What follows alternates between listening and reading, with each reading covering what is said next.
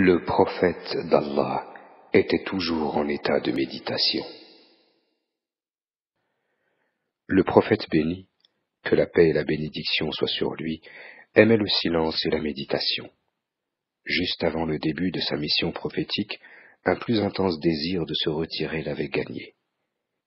Il restait pendant des journées entières dans la grotte de Hira, qui est située à 5 kilomètres de la Mecque.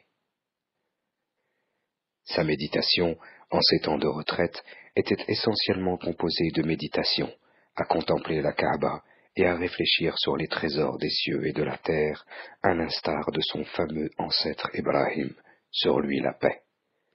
C'est de cette manière que le Tout-Puissant le prépara à sa mission sacrée.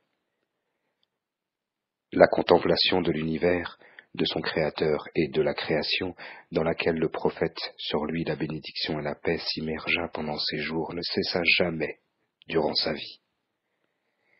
Hind ibn Abi Hala dit à ce propos: Le messager d'Allah était dans un état permanent de tristesse et de réflexion.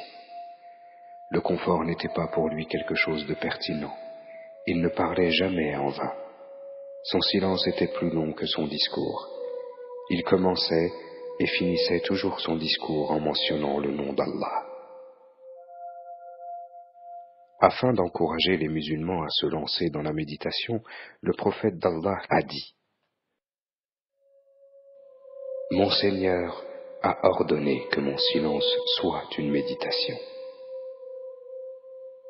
Nulle adoration n'est comparable à la méditation. Soyez comme des voyageurs sur terre. Faites de vos maisons des mosquées. Habituez vos cœurs à la sensibilité, méditez et pleurez abondamment. Ne laissez pas les désirs de votre ego vous changer. Le prophète béni, paix et bénédiction sur lui, relate encore des propos issus des 10 feuilles de la révélation qui furent données à Ibrahim, sur lui la paix. Un homme intelligent doit avoir certaines heures. Une partie de ces heures doit être consacrée à prier et à chercher le Seigneur. Une autre partie à méditer sur l'art et le pouvoir sublime du Tout-Puissant. Une autre partie à réfléchir sur ce qui est commis dans le passé et sur la planification de ce qu'il faut faire dans l'avenir. Enfin, une autre partie à gagner sa vie d'une manière autorisée.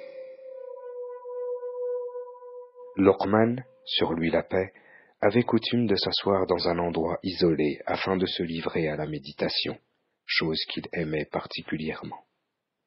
Après qu'on lui ait demandé « Tu es toujours seul la plupart du temps? Ne serait-il pas mieux que tu te mélanges aux gens et que tu parles avec eux ?» Luqman répondait « Demeurer seul pendant une longue période est plus approprié pour méditer, et méditer pendant une longue période est un guide qui conduit au paradis. » Abu Darda, qu'Allah soit satisfait de lui, avait coutume de dire: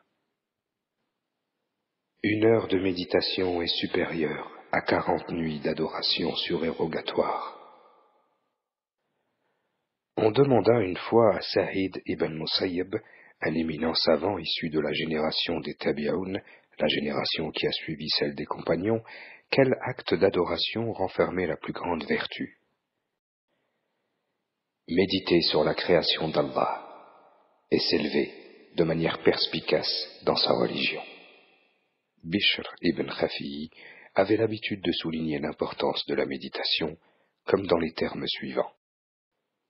Si les êtres humains avaient correctement médité la majesté d'Allah, ils auraient été incapables de se rebeller contre lui et de commettre des péchés. Tel qu'expliqué précédemment, la méditation qui conduit à la compréhension de la majesté d'Allah est une activité de la raison. Mais c'est le cœur qui fait aboutir cette activité à un résultat parfait. Puisque le cœur est la plus noble partie du corps, il est donc naturel que ces actes aient plus de valeur que ceux menés par d'autres parties. Le cœur, après tout, est l'enceinte du regard divin. C'est un fait incontestable que la méditation exercée par un motif formé en vertu de la révélation soit la première lueur des rayons qui illuminent le cœur. Elle est en même temps la première et la seule méthode existante sur le chemin qui conduit à la prudence et à la sagesse. Encore une fois, une méditation d'un tel calibre est un moyen de purger le cœur de tout, à l'exception du Tout-Puissant, et d'atteindre de ce fait l'amour divin. La méditation la plus bénéfique consiste à réfléchir sur la majesté, la splendeur et la souveraineté divine par lesquelles chacun est amené à rectifier sa vie et à laisser toute chose préjudiciable à son propre bonheur éternel. Méditer sur les grâces, les commandements, les interdictions, les noms et attributs d'Allah permet à l'amour et à la sagesse de s'épanouir dans le cœur et contribue à l'élévation spirituelle. La pensée de la vie future, de sa considération et de son éternité par rapport à la vie d'ici-bas, qui n'est qu'un seul test, augmente le désir de cet au-delà et permet de considérer le monde comme il le mérite. On se rend compte alors que la vie d'ici-bas n'est qu'une course de sprint allant de l'utérus de la mère jusqu'à la tombe. Saisir le fait que la vie soit un atout précieux pour gagner le bonheur de l'éternité permet à l'homme d'augmenter sa solennité et son effort pour rendre sa vie plus significative. Celui-ci traite le temps qui lui est imparti comme un trésor, veillant à tirer le meilleur parti de celui-ci en accomplissant de bonnes et bénéfiques actions. Abu al-Hassan Kharaqani a exprimé ceci admirablement. À un moment donné, il est nécessaire qu'avec au moins un seul membre, le croyant soit préoccupé par le souvenir du Tout-Puissant.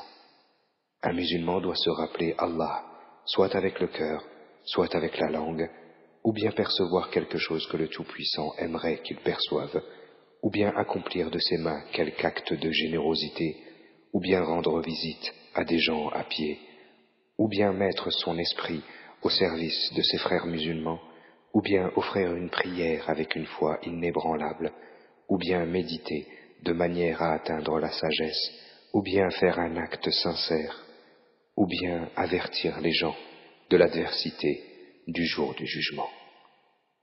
Un tel croyant entrera certainement au paradis au moment où, de sa tombe, il lèvera la tête, entraînant son linceul derrière lui. De cela, je suis son garant.